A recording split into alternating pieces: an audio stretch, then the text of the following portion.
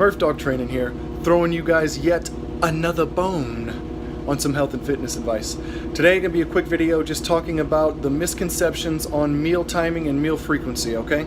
A lot of people out there giving advice on the boards to their friends, whatever, telling them that eating more meals per day is gonna create a thermogenic effect in your body, and it's what you need to do to get shredded. Okay, there are some benefits to eating multiple meals per day that I'm going to go into at the end of the video, but it's not what these people are thinking, and it's not what most people think. Okay, so let's get right into it. Your body takes a certain amount of energy to break down 1 gram of carb, to break down 1 gram of fat, to break down 1 gram of protein. Okay, it also gives a boost into your metabolism for X amount of time with those macros. So check it out. These people seem to think you eat several times a day, you're getting a consistent thermogenic boost, and your metabolism's going just very high all day. Okay, that's not true. What happens? You have one small meal, you take a small amount of energy, and you get a small amount of boost for a short duration when you're having small meals. Okay, what happens when you have a big meal? You're doing intermittent fasting, maybe you're having 2 eating windows towards the end of the day. You are getting a much larger thermogenic boost for a much longer duration. Okay, there's a ton of studies from these, and the result is that there, over a 24-hour period, there is no difference in calories burned if you're having a ton of small meals or a couple big meals. Okay, it's going to even out at the end of 24 hours. Does that make sense? Now, what can happen from multiple feeding windows?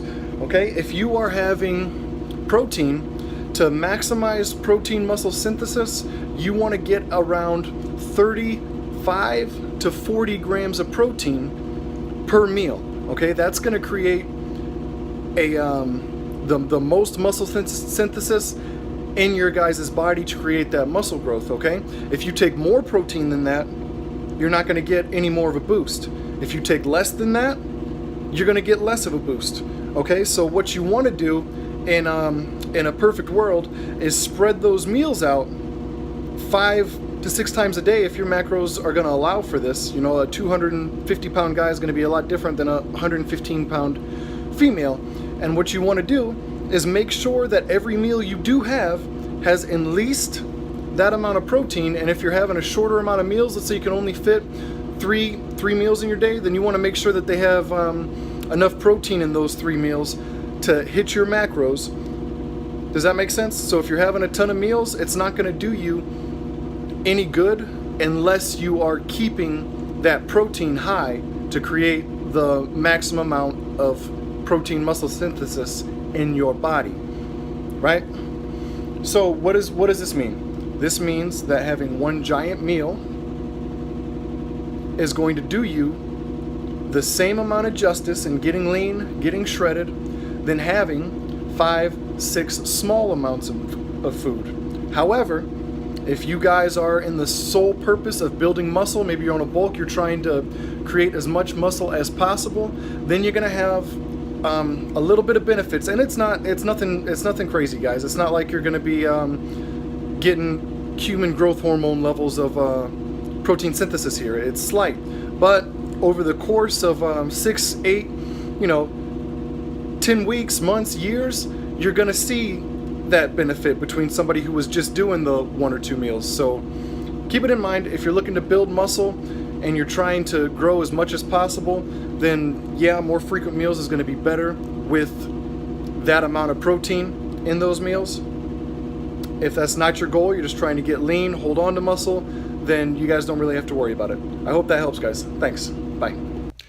So that last thing, what is my recommendation? Okay, here it is.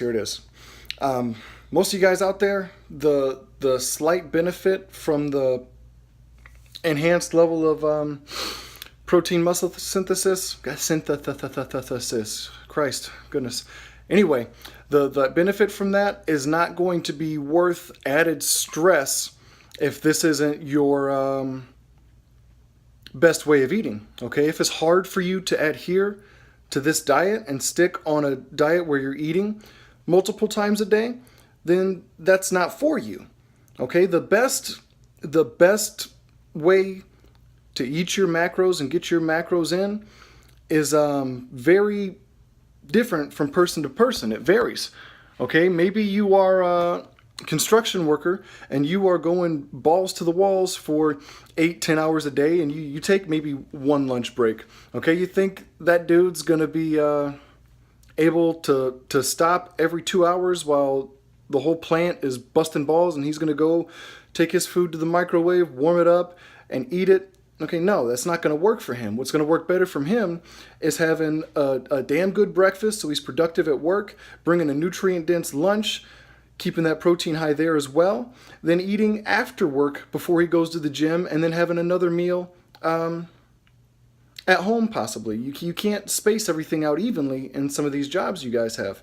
Or for me, my day job is I do a lot of semi-truck driving. Okay, so if I've got no stops for 8 hours, you know, outside of a shake here or there, there's not a whole lot I can do until I get to my next location.